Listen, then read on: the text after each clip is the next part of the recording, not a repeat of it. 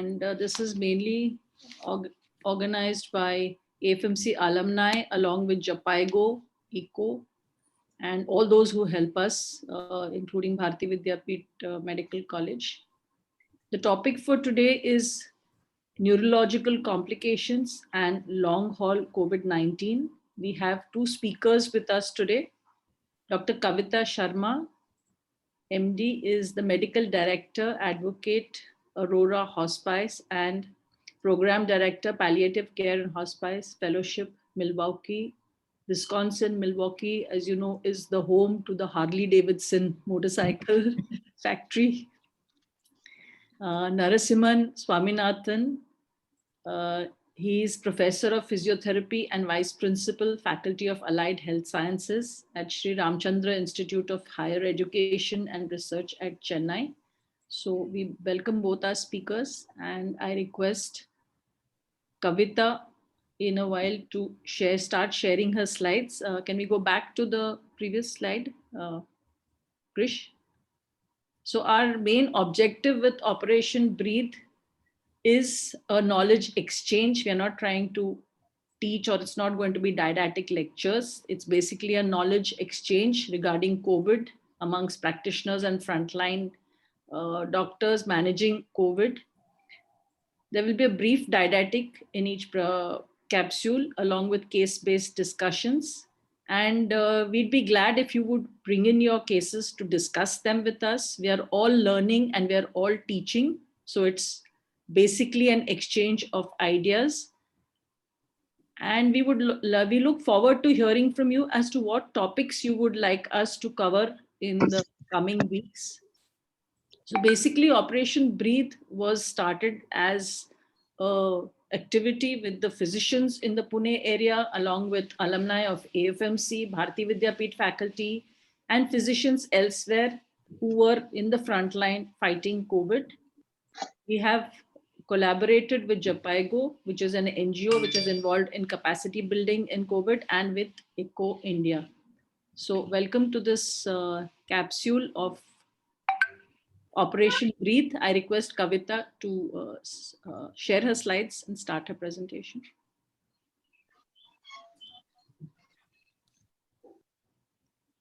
Okay. Good morning, everyone.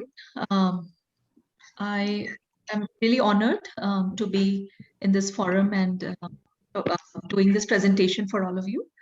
We'll be talking about the neurological complications post-COVID. And just a little background, I know that there were a lot of protocols and guidelines for managing the respiratory symptoms of COVID, but there's no real clear-cut guideline for follow-up of neurological sequelae. And I thought that we'll do a brief overview of what that looks like. We know that neurological complications are very high in patients who are critically ill in the ICU. And the pandemic really highlighted a very strong need to monitor the mental well-being of patients as well as healthcare workers in the months following the diagnosis of COVID-19. So hopefully my hope is that we'll understand a little bit about the pathogenesis of neurological symptoms, the stages of recovery, and through some case-based discussions, we'll have a better understanding of how these COVID long haulers should be followed up. So let's start off right away with a question. So how long after having symptomatic COVID-19 is a patient classified as long COVID? A is 2 weeks, 4 weeks, B 3 months is C, and D is 6 months. So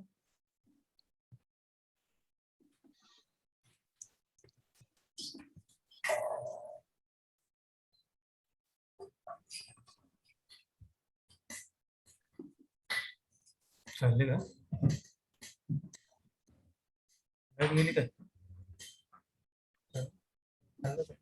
6 weeks. Okay. येतला apple Haruza, huh? Right. So Don't talk about this. we have Ash, few you more need to mute yourself. answers.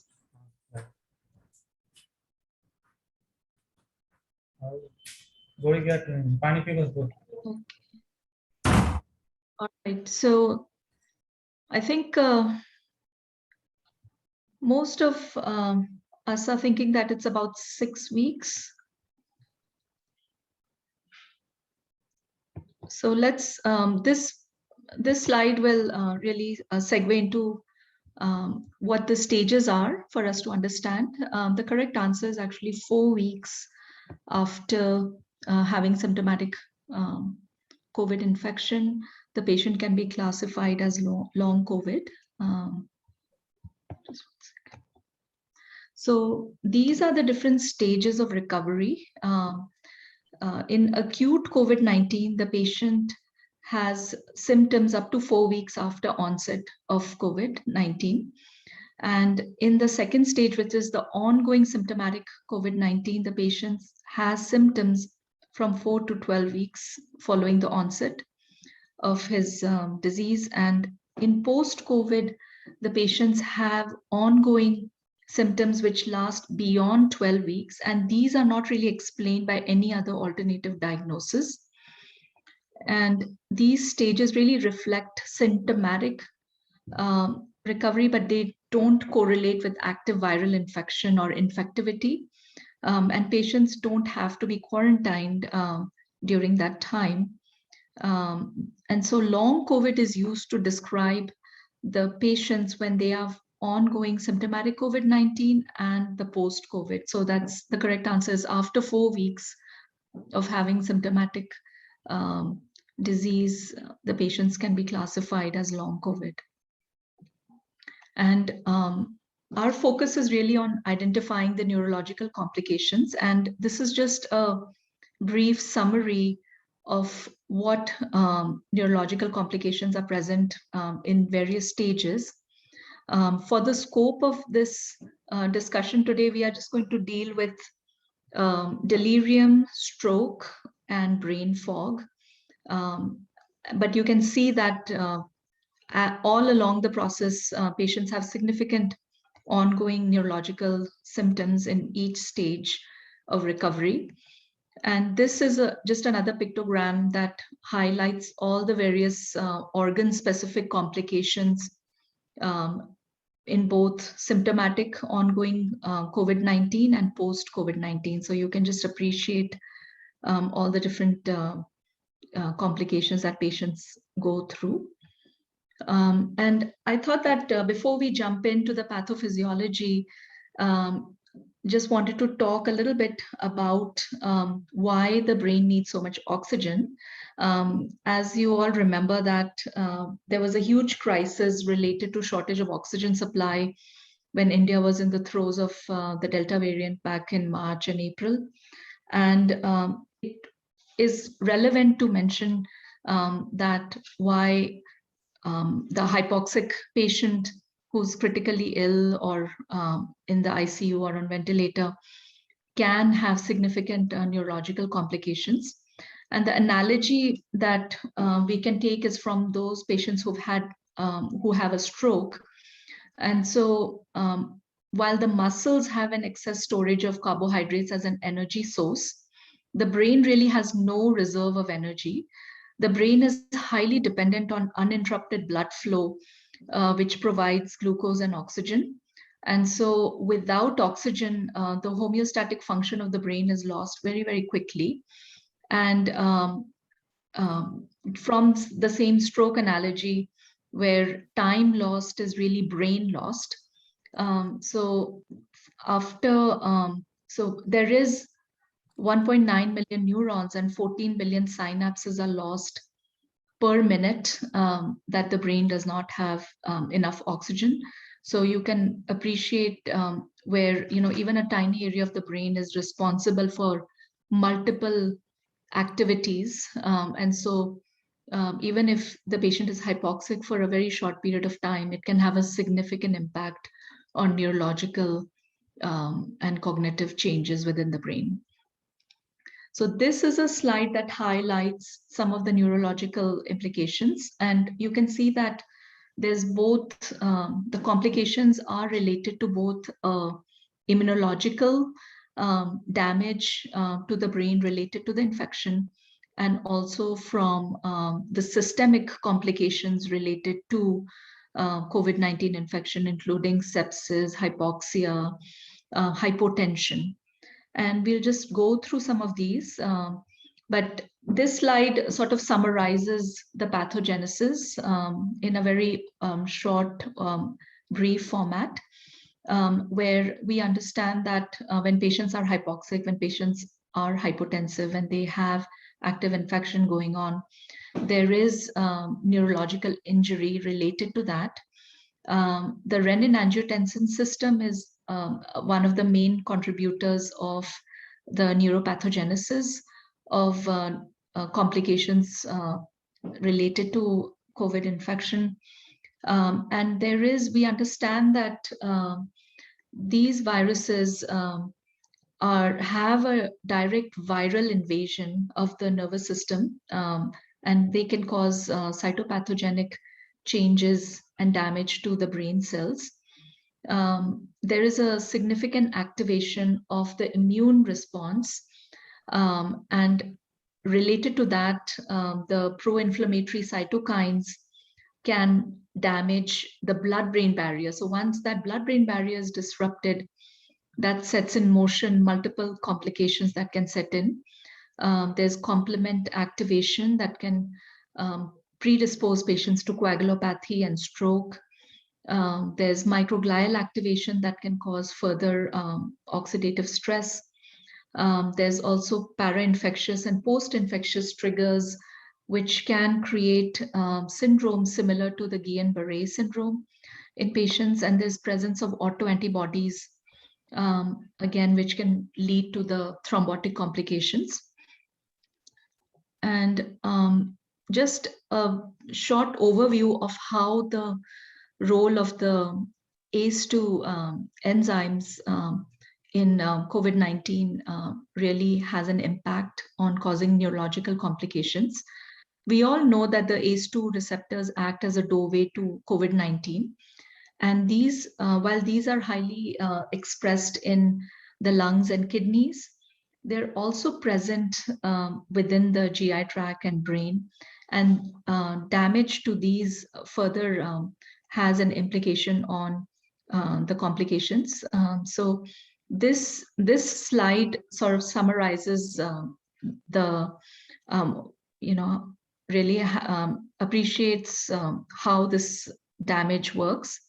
So under normal circumstances, there are two competing and balancing mechanisms in play. As you can see, this is the renin-angiotensin axis, which causes, it's responsible for vasoconstriction, hypertrophy, fibrosis, pro-inflammatory and oxidative stress. And on the other hand is the MAS axis, which is the protective part of this balancing act, which can cause vasodilation, anti-fibrosis, anti-proliferation, anti-inflammation. So these two mechanisms have to be in play at the same time and balance each other out. When patients have COVID-19 infection, there is the loss of this MAS axis, which causes cell death, proliferation, fibrosis, coagulopathy, and that is responsible for all the neurological complications and complications in other areas of the body where ACE2 receptors are present as well. So I wanted to start with describing some of the acute complications, and we'll go over a patient, Mrs. A for short. Now, all these cases, which I'm going to talk about 3 different patients who I have direct interaction with, and these are actual cases that we actually saw. So Mrs. A is an 80-year-old lady. She has some underlying hypertension, diabetes. She has some short-term memory problems, but no real diagnosis of any dementia. She was admitted with COVID-19 related pneumonia, and her hospital course was very prolonged because she had significant changes in her mental state. She was confused, agitated. She was not eating much. She refused to participate in physical therapy. And usually when patients are in this state, they really benefit from having visitors and familiar faces around them. And as you all know, that there was significant restriction on visitors. She continued to have lethargy and didn't really participate in any rehab. Finally, after 3 weeks of a prolonged hospital stay, she was discharged. In the months following that discharge, she had at least 2 or 3 more hospital stays and continued to have a progressive functional and cognitive decline. Ultimately, one of the hospitalizations 6 months after her initial episode caused her to pass away. So this really highlights one of the big complications that we see in the acute stage of the illness, which is delirium.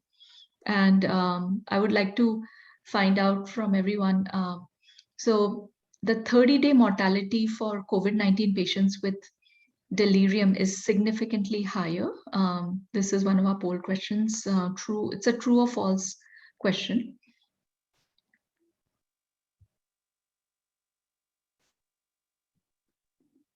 Okay.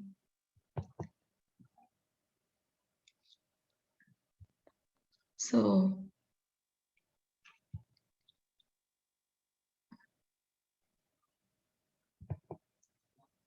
these are our results. 83% said true and 17% false. And so it's very true that those patients who have been in the hospital with COVID-19 and had delirium while in the hospital, they have a very high 30-day mortality. In fact, the mortality is, the 30-day mortality for these patients is about 22% compared to 3% for those patients who did not have delirium while in the hospital. So it is something significant to be concerned about. When these patients are hospitalized, delirium can be identified when they are there's an acute change in their mental status. Usually these patients become very confused, delusional. They may have hallucinations. They also can have hyperactivity where they become agitated and even aggressive at times. You see this these very frail old ladies, grandmas, and it will take 2 or 3 people just to hold them down, so they can have this really aggressive behaviors. In elderly patients, what we normally see is that they'll have daytime sedation. So during the day when people are rounding, when the therapists are available, when their meals are being served, they are sleeping. We cannot really give them any stimulation because they're very, very drowsy. And at nighttime, when everybody is sleeping or everybody is resting, these patients are very awake.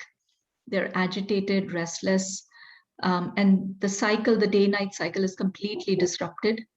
And what I usually counsel families when we are describing this is that delirium is really a marker of acute brain dysfunction. I usually tell them that, you know, when you have, when a patient has a heart attack or they have, you know, shock, when they're cardiogenic shock,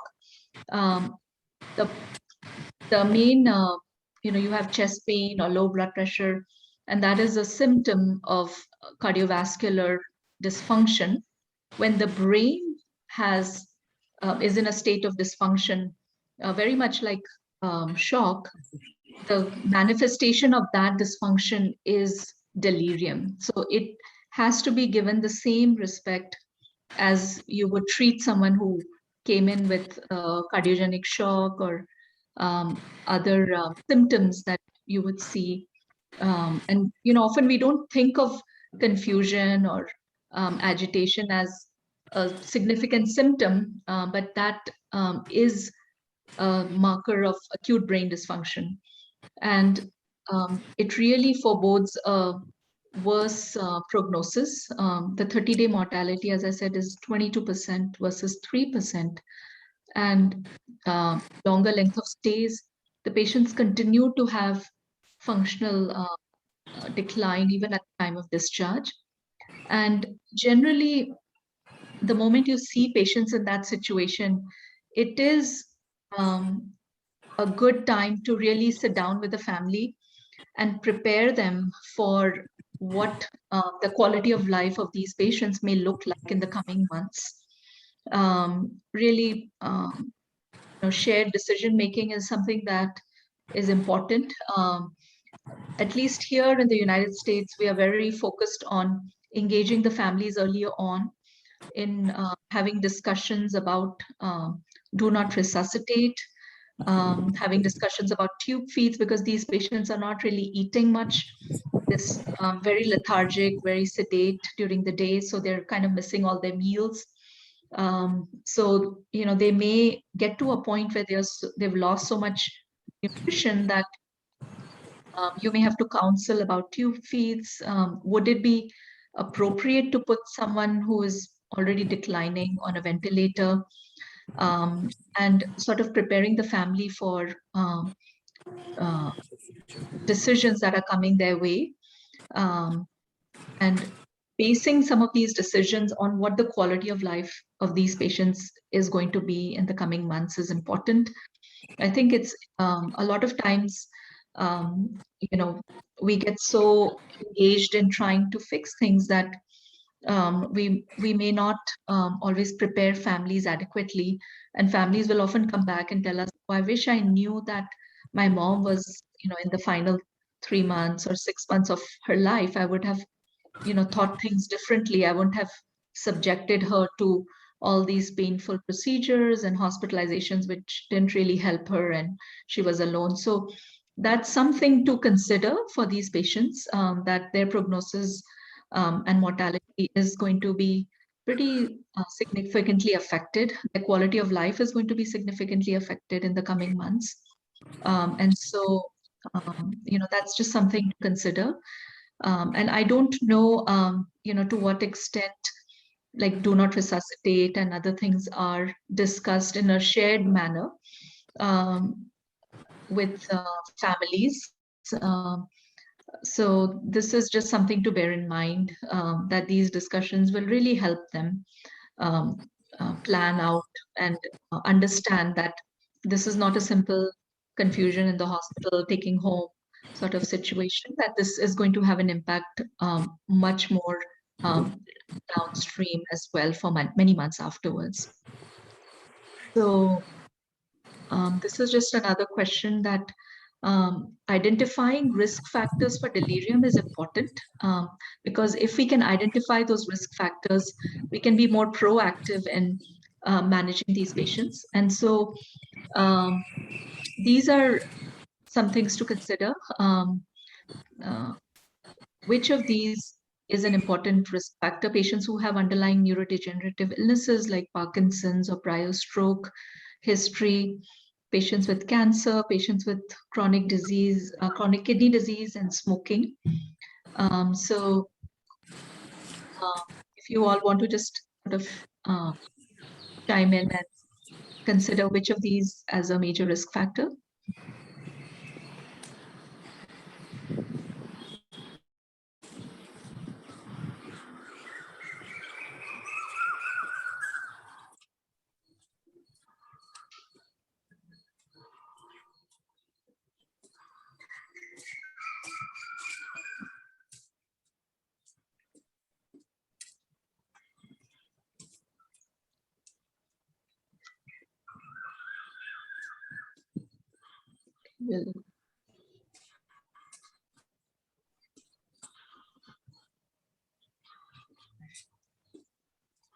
Okay.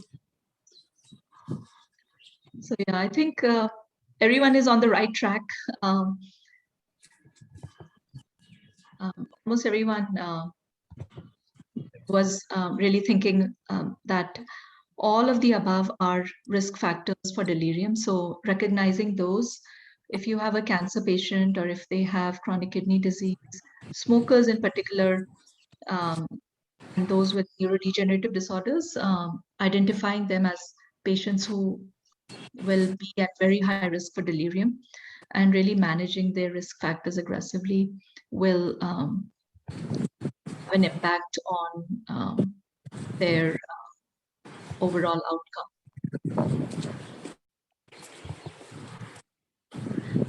These are some tools. They are very well validated, and I'm sharing the link that if you want to screen them for who is at risk for having delirium in the ICU and the hospital. And both of them are very well validated, and they both actually can be used. They both have very similar outcomes. So whichever is easier and which is easily available, you can use this as a tool to screen for those patients who will be at high risk as well. The second complication that we'll talk about, this happens in the acute stage of the illness. Generally 1 to 3 weeks after the onset of COVID-19 symptoms, patients are at a higher risk for having ischemic stroke, intracranial hemorrhage, and central venous thrombosis.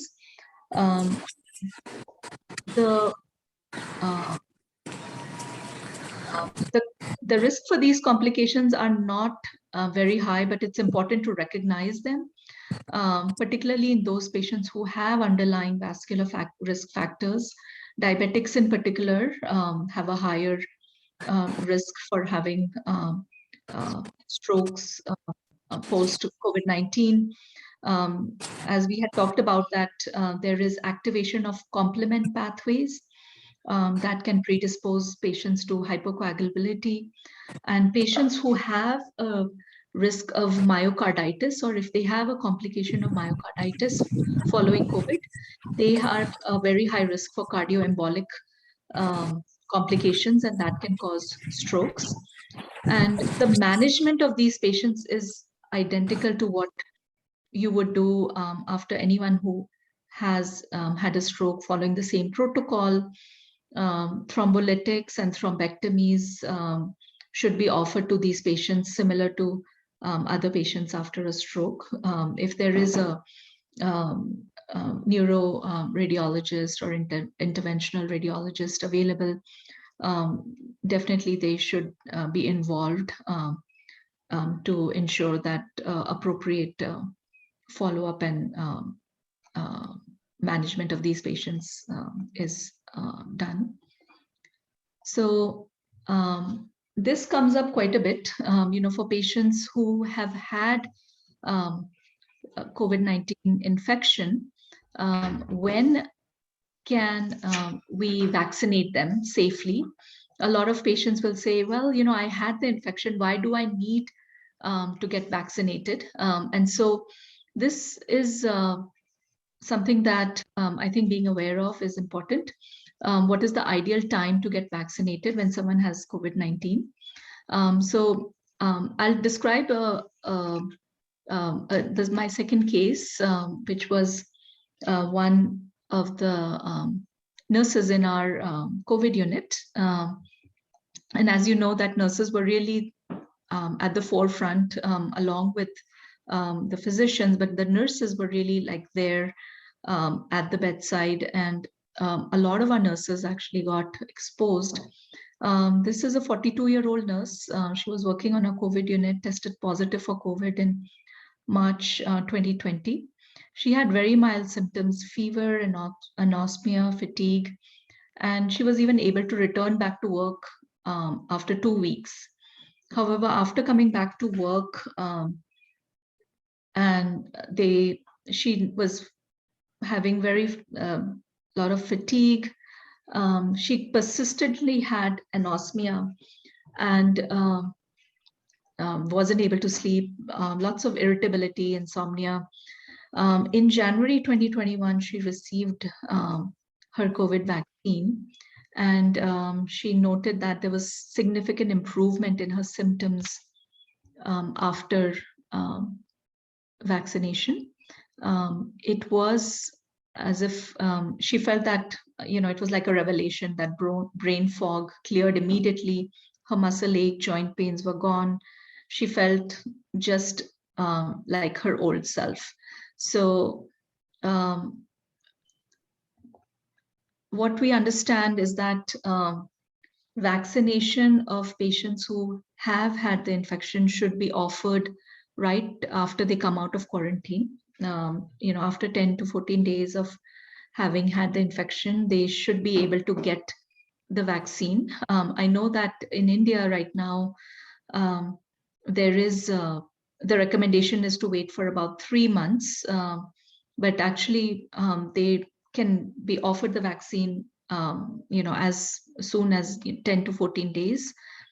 And 57% of patients have reported a significant improvement in their symptoms after the vaccination. And the feeling is that the vaccine may stop the harmful immune response in long haulers, and it resets their immune system. If the patient has received monoclonal antibodies, then we should wait for 90 days after recovery. So, this is just something, if you've had patients who've had the infection, I think it's still a good idea to counsel them to go ahead and get the vaccine, because there are other immune mechanisms in play that the vaccine will help overall. Mr. C is our third case. He is a 30-year-old high school math teacher. He had symptoms of COVID-19 with headache, anosmia for about 2 days. He didn't really require any hospitalization. He doesn't have any underlying medical issues, but for up to 12 weeks afterwards, he was very fatigued. He had inability to really focus, had short-term memory lapses. Just from walking, up to the parking lot, he would get short of breath, tachycardic. Because of all the virtual learning, he noted that even for sitting in front of his computer screen, he was just very tired. And when kids were asking him questions, he was irritable, didn't submit his assignments on time.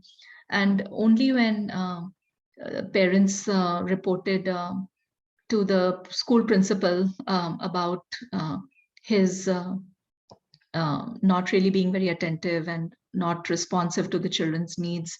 And there was some disciplinary action that was started against him. Did he actually seek out help from his physician? And so these are some symptoms that patients will go through. And these are the long haulers, as we call them. They have persistent debilitating symptoms. And most of these patients actually were not critically ill. They didn't even need hospitalization. Maybe they had 2 or 3 days of symptoms. And they are the younger patients too. The 10 most frequently described neurological symptoms in these long haulers is brain fog or some non-specific cognitive issues. They can't really point their finger, but they always say that, I'm not as sharp as I was before. 81% note that symptom. Headaches, numbness, tingling. One of our physicians had significant tinnitus, and that's reported in about 29% of patients. And I was trying to look up, some articles about tinnitus and COVID-19, because I was trying to do some research for her. And there isn't really a lot, but 30% of patients have reported tinnitus. Half of the patients have abnormal neurological exam, and the main short-term memory and attention, lack of attention is the main symptom that they come with. And this has been sort of really it resembles patients who have chronic fatigue syndrome, myalgic encephalitis. And I think because a lot of these are so non-specific, it's hard to identify with them. A lot of patients don't even seek attention. I think that it's easy to empathize with someone who says, I had COVID, I was in the ICU, and now my chest hurts, versus someone who, it's hard to relate to someone who says, well, I had like 2 days of, lack of smell, and I was anorexic for a couple of days, and now I can't sleep, I have body aches, I get dizzy, lightheaded. So, there is that fine line between identifying who the, whether this is really related to COVID-19. And in our society, there are always people who are going to abuse the system for disability and other gains. So the follow-up for these patients needs to be a multidisciplinary approach, so that the providers who are caring for them have multiple reference points to understand and collaborate and correlate with other specialties. So there are specialized outpatient COVID recovery clinics that have been started, and really having a multidisciplinary support is important. Usually physicians, nurses, as well as physical therapists, behavioral or other psychological support, to make sure that we're addressing all aspects of their illness, and that there is multiple ways of really identifying, and that there's consistency in their reporting and symptoms. And these patients, really, like some of the labs and other things that we have to monitor are based on their symptoms. Inflammatory markers are not really monitored in follow-up. They don't have relevance to their symptomatology. And this is just a very brief 5-item tool that can be used to screen the different neurological complications post-COVID, as well as physical disability that they have. The 6-minute walk test, cognitive assessments with any of the short-term recall and memory tests like MoCA is a common one that we use here. Anxiety, depression, and PTSD scales can also be utilized. Now, I wanted to just wrap up with a short review about kids, because we always talk about adults in a lot of our sessions, but as you know that most of the adults are being offered the vaccine, and children are definitely at the same risk of exposure. They're in schools, they're in playgrounds, they are at a higher risk. And one of the severe complications, if a child presents with fever, rash, confusion, just keep in mind that the multi-system inflammatory syndrome in children is a significant complication related to COVID-19 infection in children, and these are some of the diagnostic criteria in kids. So just be aware of that as well. As we are, really focused on adults, just wanted to share that we should definitely also be as vigilant if children are presenting to us, because they can also have significant complications. So that's just my brief overview about some of the neurological complications. This is a very long topic, but hopefully this gives you some insight about what patients post-COVID go through with various neurological complications. And I want to thank all of you. Thank you. Just Thank you, Dr. Sharma. Dr. Joshi, please. Yeah, thank you, Kavita. And that was a great overview of what all we can get as neurological complications. And I think the fact about the vaccines helping out with the complications, or, sort of reducing whatever morbidity is there, is a good pointer. So our next speaker, questions for Dr. Kavita can be put into the chat, and we would answer them either on the chat or at the end of the presentations. Our next speaker today is Dr. Narasimhan Swaminathan, who is Professor of Physiotherapy, for those of you who joined late. He's Vice Principal, Faculty of Allied Health Sciences at the Sri Ramchandra Institute of Higher Education and Research at Chennai. And he would be talking to us on physical activity and post-COVID recovery. Narasimhan, can you share your screen and start your presentation?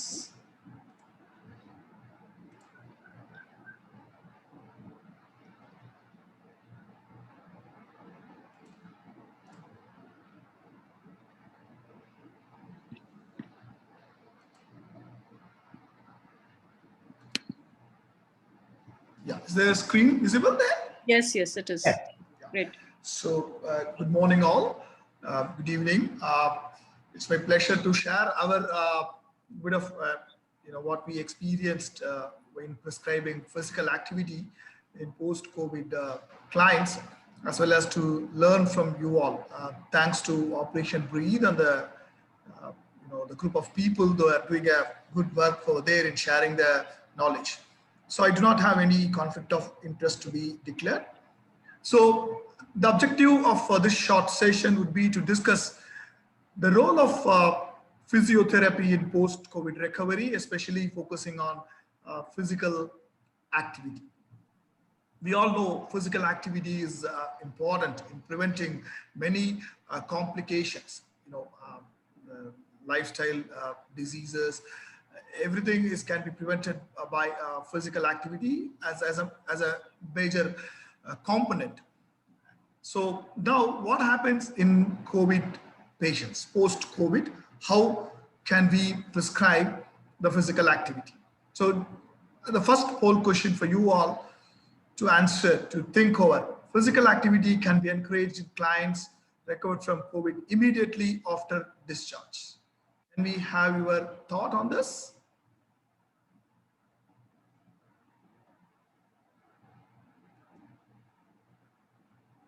Akash? Akash, the poll questions.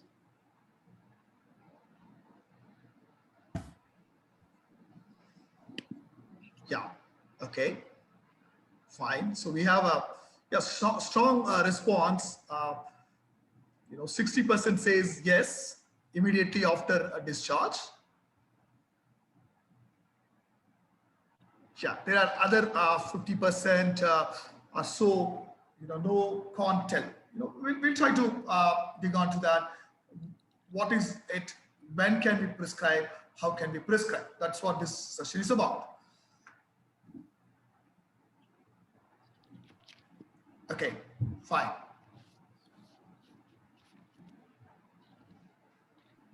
Okay, so now S become 47. Fine, we'll move on. So as we saw in the previous speaker, Dr. Kavita was explaining, it is not only the neurological complications reported. When we look into the literature, of course, most of the studies are from the developed country. So when we put together, it is affecting almost all the system. It is not only the nervous system. Dr. Kavita was explaining how it affects the nervous system. It is also documented. COVID affects the lungs, the cardiovascular system, muscles also getting affected. It is documented there are peripheral muscle fatigue and weakness. That is also commonly seen in post-COVID clients. Even it affects the vasculature. So when we focus on these areas, of course, physical activity is going to be one of the component to rehabilitate them, bringing back them to the normal life. So these documented impairments are the one which warns us in prescribing the physical activity. Can I prescribe exercises to my post-COVID client immediately without medical clearance? No, because whatever the limited evidence which is available, which says these people have respiratory impairment, cardiovascular impairment, neuromuscular impairment. A thorough screening is important before putting them into physical activity or exercises. That's what the evidence says. So for the poll question, immediately after a COVID recovery, physical activity can be prescribed provided we have the clearance from the physician from ruling out all these impairments. So mainly focusing on the respiratory impairment. Why the respiratory impairment? In our experience, this is what we are noticing and we are documenting also. When we look into the evidence, what happens to the respiratory function post-COVID? Dr. Kavita was explaining the neurological system. But what happened? There was a systematic review and meta-analysis which published. They looked into the pattern, obstructive or restrictive pattern. Obstructive and restrictive pattern are less. If you see this forest plot, you will be able to understand the prevalence of obstructive and restrictive pattern is less when compared to diffusion abnormality. So the diffusion impairment is the one we are noticing. It is getting documented. Apart from the systematic review, when we are looking into the literature, these are all 3 interesting studies we found documented. The first study from Spain, after 45 days, the number of subjects 100. If you see again, they noticed the diffusion deficit in more than less than 80% in many of their clients whom they study. Another study, 6 months follow-up study. After 6 months, COVID recovery after 6 months, they noticed again diffusion impairment after 6 months also. There is another study from Sweden, again the diffusion impairment at 3 and 6 months. So we cannot confirm it, but the mixed evidence which says, of course, the quality of the studies and other points we need to consider, but there is a possibility of diffusion impairment. How we are noticing this?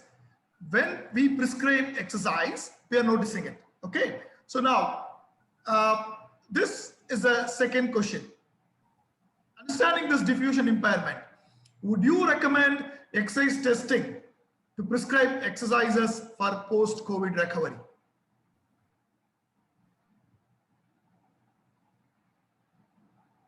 Do you think exercise testing is must?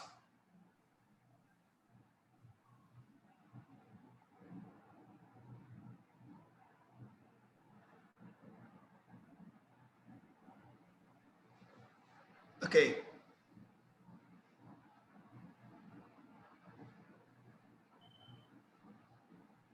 Fine. Yes. So majority of you are agreeing. Yes, we need to. Why we need to do exercise testing? We will see that.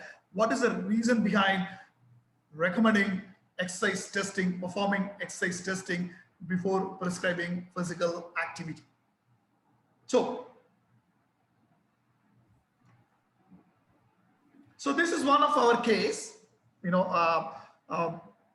Kumar, a 44-year-old, recovered. He had a moderate COVID. He was treated with high flow oxygen, of course, with all the protocol, as per the protocol. 30 days after he was referred for pulmonary rehabilitation, a physical activity prescription. All the other systems were cleared by our physician, and he was given green signal to start with the exercise prescription. So what we did, his resting heart rate was 85, resting SpO2 was 93%. When we did 6-minute walk test, he could able to walk 324 meters with no rest in the best of 2 6-minute walk tests. As Dr. Kavita's mentioned, 6-minute walk test is going to be one of the tool we will be relying upon to prescribe the exercise. But what happened? He didn't have any symptoms. He didn't complain of breathlessness. He was very comfortable, but he desaturated. So 89% on room air. If you see the 3% rule, it is more than 3%. but he didn't have any symptoms. So that is what the exercise testing becomes important, because when they do exercise, when we prescribe physical activity, there is a tendency of oxygen saturation. So that is what exercise testing is needed. So if as a physician, if you want your client to go for physical activity or exercises, yes, exercises is important in recovery, but proper exercise testing is needed. So recommend conduct 6-minute walk test. So what it does, it assesses the level of functional impairment. It identifies the desaturation during exercise. That's what very important. We'll be able to prescribe exercises, physical activity based on this exercise testing. So why the desaturation? We looked into the evidence. There are a couple of papers. Of course, the mechanism what Dr. Kavita was explaining, feeding over here, they call that silent hypoxia. We noticed that, the reason behind that is, the ACE2 inhibitor, what is happening, what was explained. They do not develop dyspnea, breathlessness.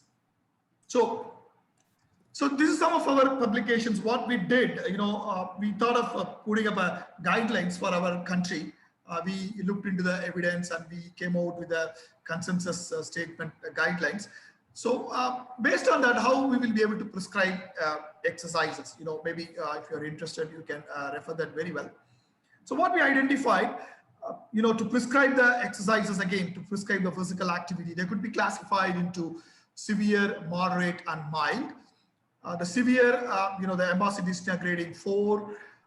And the moderate, they require oxygen support on mild physical activities. Their MRC dyspnea grading 3. Mild asymptomatic and MRC dyspnea grading is less than 2. And they can be prescribed exercises, but we have to be focusing on those who recovered from severe and moderate, performing their exercise testing. So what a physiotherapy can offer? People with severe impairment during the recovery, physiotherapy is aimed at reducing the work of breathing. We will be able to reduce the work of breathing by, training, breathing retraining, and teaching them the energy conservation techniques. We will be able to improve the adequate ventilation oxygenation by appropriate positioning, the gravity assisted positioning. Of course, the muscle fatigue could be reduced by progressive exercise prescription, again, based on the testing result. It is also proven that, not in COVID, in other group of patients, of course, the regular physical activity exercise prescription along with the other management, it is also reducing the depression and anxiety.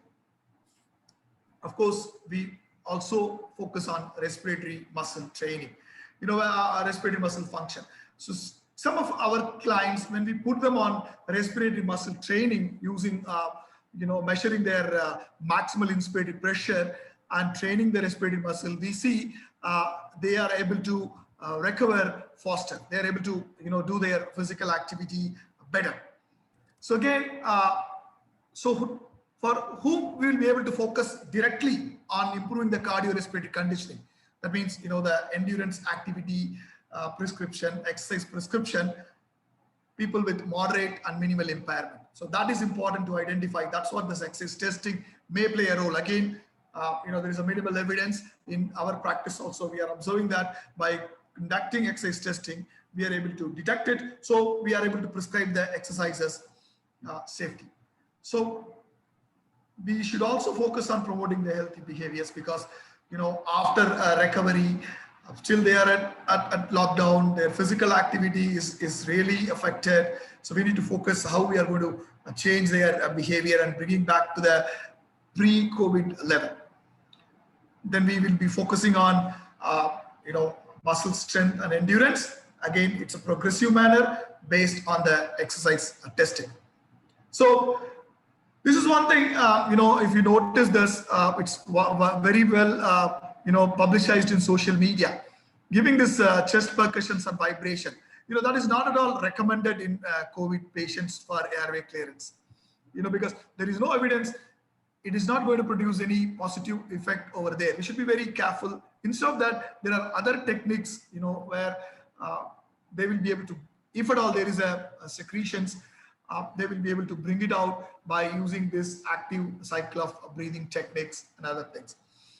So exercise prescription, how we are going to prescribe the physical activity, that's important. It's important to measure the exercise capacity, physical activity capacity, by using the simple test, 6-minute walk test. If they're not able to tolerate 6-minute walk test, couple of papers, they tried 3-minute walk test. 6-minute walk test, it's very standardized exercise testing, very simple submaximal exercise testing. We need to have that 30-meter corridor. The instructions are standardized. American Thoracic Society and European Respiratory Society. You will be able to instruct very clearly. Here, the maximum distance walked during the 6-minute walk is important. We measure that. We also monitor the oxygen saturation during that 6-minute walk. That could be a predictor. That may be a predictor of recovery. दिवसभर काही नसतं ना. आलेच एक minute किल्ली देते मी आलेच. So, sorry, there was some disturbance. So the frequency 3 to 4 times a day of exercise, physical activity. At the beginning, immediately, if you feel them, they are desaturating, they should be doing their activities under the supervision of a qualified physiotherapist or sports medicine specialist, whoever is available. That's very important there at the beginning. If you notice there is a desaturation. Sometimes they may require oxygen. With oxygen, you will be able to continue the exercises with low flow or with the minimal oxygen. You'll be able to prescribe the physical activity. We notice that with the oxygen, when we prescribe the physical activity, a couple of our clients, they recover. They are able to do their exercises better. And then, this is what important. One of the recent paper also recommended that, phase wise, what we do for cardiac rehab, if you are aware, phase wise, in the phase wise, we totally rely on this RPE scale. Of course, monitoring the oxygen saturation at the beginning is recommended. Phase 1, we will go with extremely light intensity activity. That's very light intensity activity. We should start with the flexibility activities and breathing exercises. That's for a week, for the first week. And then slowly we will be able to progress. Phase 2, we go with the light intensity activities. There 10 to 15 minutes of walking on their own phase is recommended. If required, oxygen saturation has to be monitored. And then we progress to moderate intensity in the 3rd week. They should not be out of breath. They should be able to hold a conversation when they are walking. That is how we will be able to monitor their activity progression. Then we can progress to phase 4, phase 5 with more activities. Once they reach that, yes, the saturation is not falling, we are clear, and then you could recommend the routine physical activity, what they are doing. Probably this one area we should be very careful while encouraging them to do the physical activity. Again, coming back to the case, this is how this 324 meters, how we measure, we will be able to divide that. For 6 minutes, he walked 324 meters. So in 10 minutes, we will be able to calculate. We start with 80% of that. So we encourage him to walk for 432 meters first. Not the time, the distance, 432 meters. And then we progress. We also monitor his rate of perceived exertion as well as, if required, oxygen saturation. So physical activity prescription is mandatory, but we should be very careful. We should take this practical approach. To summarize, there is emerging evidence these long COVID patients has decreased exercise capacity along with other complications. The individualized exercise protocol is important. What we are noticing, especially if they recovered from severe COVID, they require individualized protocol based on the exercise testing.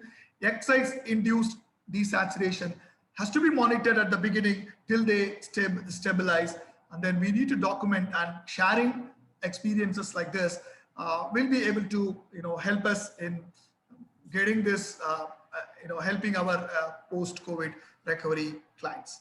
So thank you all for your patient listening.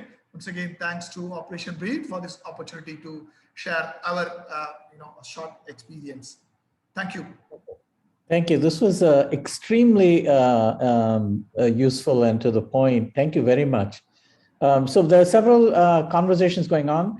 I'll just call on Dr. Sharma.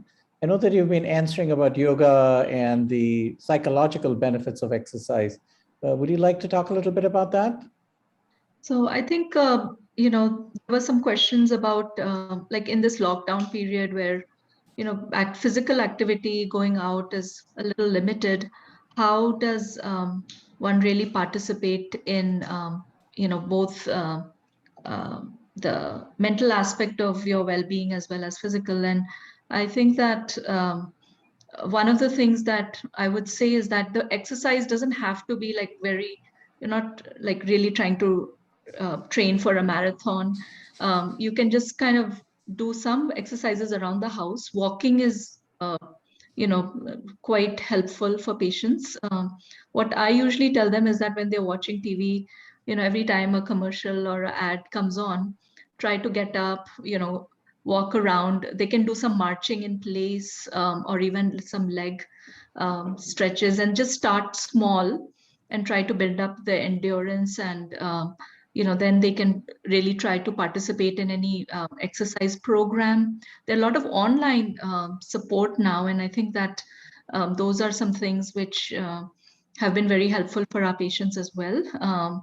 The yoga, helping with balance, building their strength, and as well as the techniques like breathing techniques that are very valuable for patients who've had, particularly a long hospital stay or lung injury, can improve their exercise and breathing capacity. They can also help with relaxation, stress, anxiety. I think picking up the phone and keeping in regular contact with your loved ones goes a long way.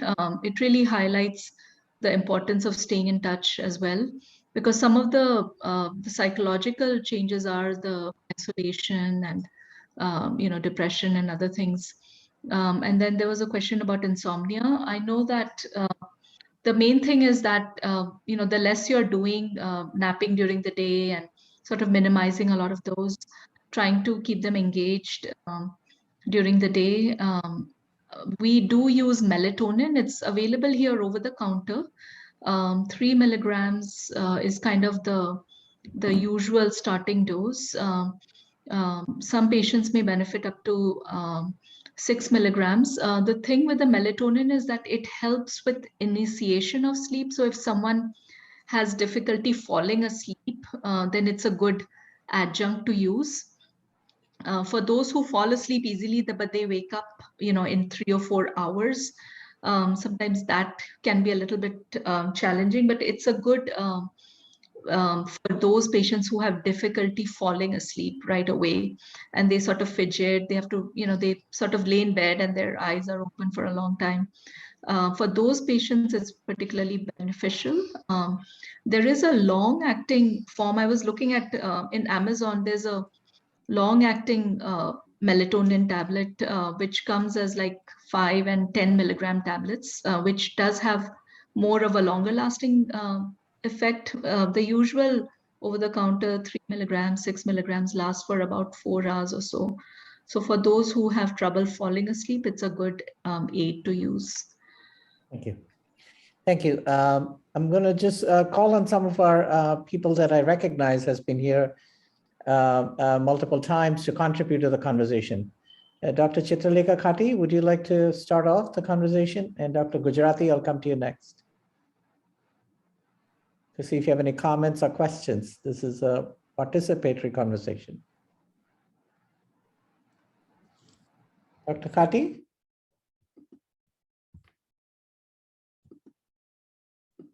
I don't see that you're unmuted. Dr. Gujarati, do you have a comment?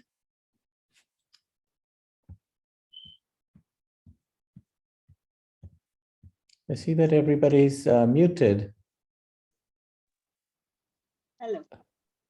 Go ahead. Good morning. Yeah, we can hear you. Sorry, you're still muted.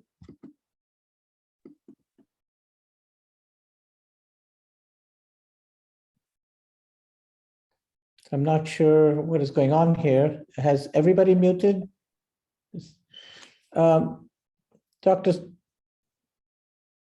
Dr. Swaminathan, can you talk about your outcomes with the physical therapy? How do you feel like patients have benefited? So what we identify when we prescribe the exercise, the problem what we face is adherence. So what we did, in developed countries, it is very easy for them to go for the physical activity. But here, most of our clients, what we notice, they don't have physical activity, normal physical activity, even pre-COVID. So the adherence becomes difficult. So one of our innovative method, I won't say innovative, we tried something. We started preparing a chart for them, a kind of an exercise booklet. So a diary, exercise diary. So they need to tick on that. When they come to their next visit, we discuss. What we identified, the caregivers, when we entrust this to the caregivers motivate them to do the activities. So the adherence becomes better. And when we measure the 6-minute walk distance after 4 weeks, there is a significant improvement. The minimal clinical difference, what is expected is a minimum 14 meters of improvement is needed. In our clients, we are noticing it's more than 20-25 meters. So, with the 10 or 12 patients, we'll not be able to generalize, but still we are noticing. Even the desaturation level is also getting better. They're not getting desaturation. Thank you. So 25 meters is, 50 meters is minimally important, right? What is clinically important? Yeah, but this comparing to their lung impairment, there are various papers, the lung impairment. Of course, if it is 64 meters, that is very highly significant.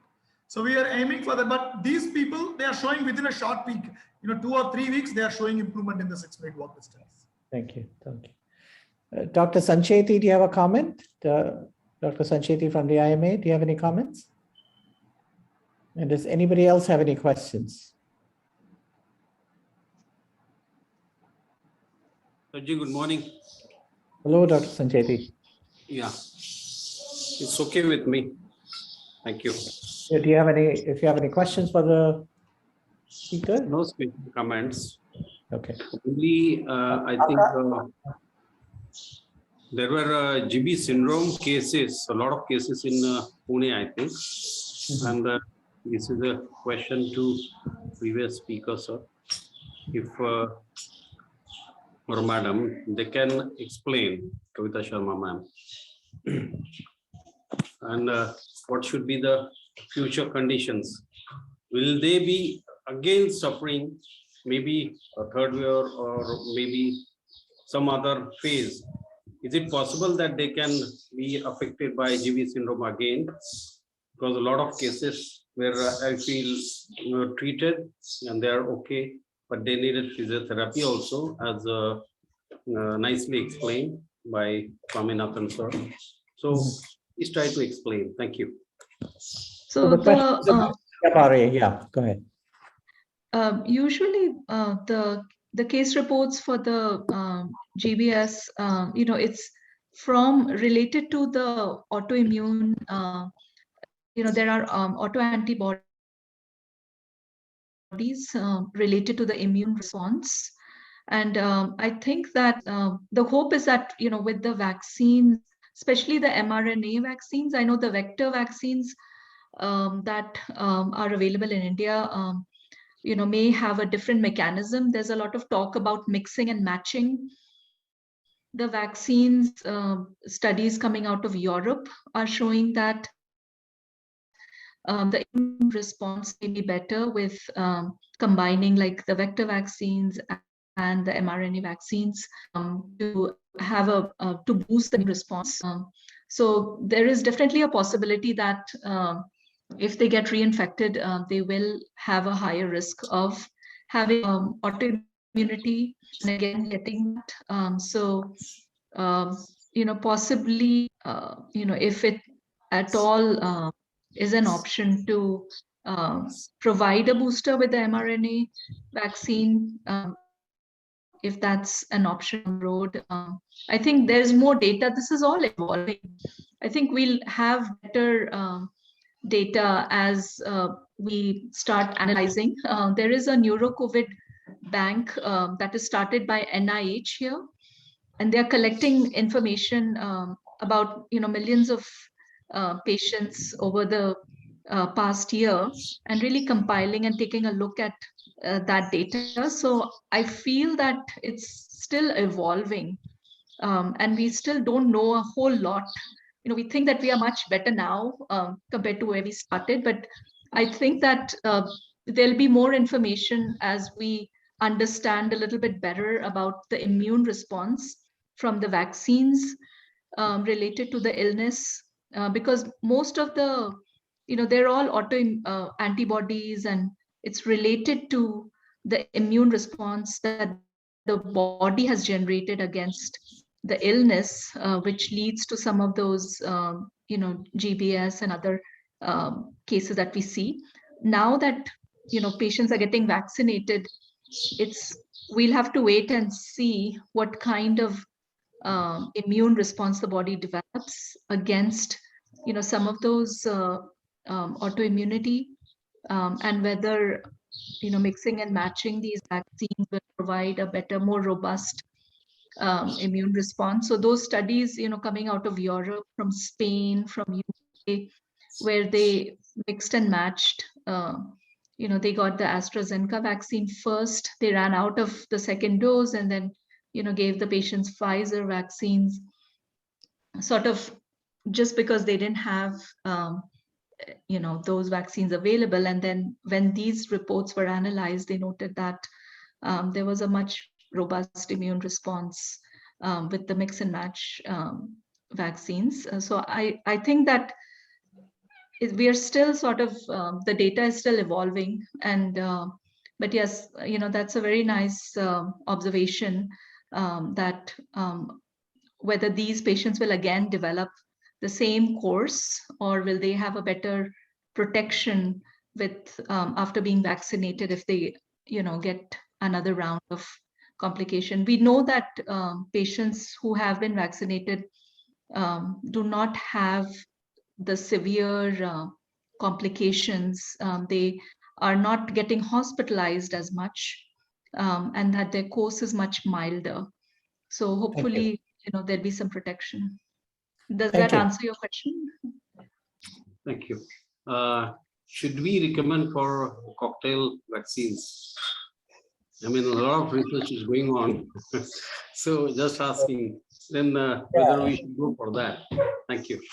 Clearly, obviously, I think one thing, Dr. Sancheti, from your questions, there is time for a conversation about vaccines, because we had stayed away from it because the problem in India, for a variety of reasons, was vaccine, when is it going to be available? But now I think things are really in a different place. So one thing I got from you was we need to have a conversation about vaccines, because obviously at this point, there's not a standard recommendation to mix vaccines. But it's an important point, and I promise to bring you, another session to focus on your questions about vaccines. I think you're right. We should be talking about it. So Dr. Sharma talked about the NIH study, and I've actually been involved, through some colleagues who are participating in developing some of those protocols. So I'm actually in conversation with folks in Pune to see how really, we can take the science and take it forward in Pune about how to set up for long COVID and for screening, and how to manage them and how to collect the data about that. So I'm excited about it. Can I just call from somebody from Jhpiego to just give us a brief update on what they're doing for capacity building? Suru, I see that you're on. Do you want to take that? Thank you, Dr. Lakshman. Yes, in Pune, we've been working together with the Pune district, rural district, along with Bharatiya Vidyapeeth. We've had 3 rounds of trainings for both doctors and nurses on acute care. Dr. Akash here would help us with the numbers, but we had 3 very successful rounds of training, and these were on site at the district hospital. We've also got some feedback regarding the usefulness of the training, and we are now talking to see how these people who got trained could also become observers within the Bharatiya Vidyapeeth hospital. We are also talking to the pediatrics department there, and one of the things is to roll out a pediatric ICU training and support mechanism. More importantly, a support mechanism that would go just not only in the initial training, but to keep helping the Pune district to take things forward. The third thing I'd like to tell is that the word from Pune has gone around, and we started getting calls from other districts. And so we have responded to Nashik. And at this moment, while at 10 o'clock, we'll be having a meeting with the Nashik district authorities to replicate what we've been doing in Pune. I'll ask, Dr. Akash, and we also have Dr. Diwakar here with us who has joined us, if they want to add anything here. Thanks. Thank you, sir. So just to add on this, last week, district hospital team of Pune visited pediatric departments at Bharti Hospital, and we'll be starting 2 courses, online training followed by a contact session, and also a deputation of government nursing staff and doctors at the Bharati Vidyapeeth PICU to get hands-on experience for 7 days. So these things are in the pipeline, and we'll be launching the training batch next week. Thank you. Thanks. Okay, any further comments? I know that a lot of people have to go to work, and we want to be respectful of your time. And so we will just ask for if there's any final comments or any questions on the chat, Dr. Akash? No, sir. Okay. Well, having heard none, so thank you very much, and all the very best to you as you go forward to take care of your patients and take care of yourself and your families. And we will see you again in 2 weeks. Thank you. Bye. Thank you everyone for participating. Thank you. Bye-bye. Thank you.